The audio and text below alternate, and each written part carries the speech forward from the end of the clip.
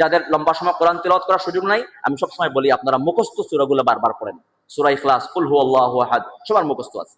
এই সূরা ইখলাস 3 বার পড়লে তো এক খতম কোরআন শরীফের সওয়াব পাওয়া যায়।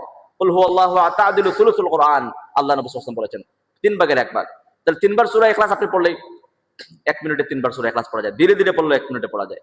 ওই যে যেমন বিভিন্ন সময় লটারি, রাস্তাঘাটে লটারি বিক্রি করে, যে 10 টাকা দিয়ে একটা লটারি কিনেন, এতে কি করবেন, আপনি ঢাকা শহরে একটা ফ্ল্যাট নির্মাণ হয়ে যাবে, অথবা নগদ 25 লক্ষ টাকা দিয়ে দিবে। এগুলো বলে রাস্তাঘাটে শুনি মাঝে মধ্যে, যদিও লটারি এগুলা কি বলে বেশিরভাগই হারাম বা নাজায়েজ, কিন্তু নিশ্চিত না। আপনি 10 টাকা দিয়ে লটারি কিনলে ফ্ল্যাট বাড়ি পাবেন এটা নিশ্চিত না, কি বলে 25 লক্ষ টাকা পাবেন নিশ্চিত না।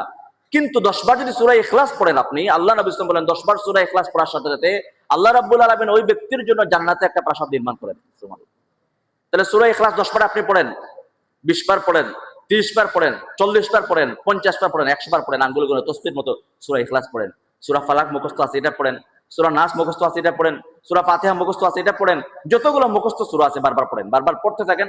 প্রত্যেকটা অবসরকালীন সময়ে আপনি কোরআন তিলাওয়াত জারি রাখেন।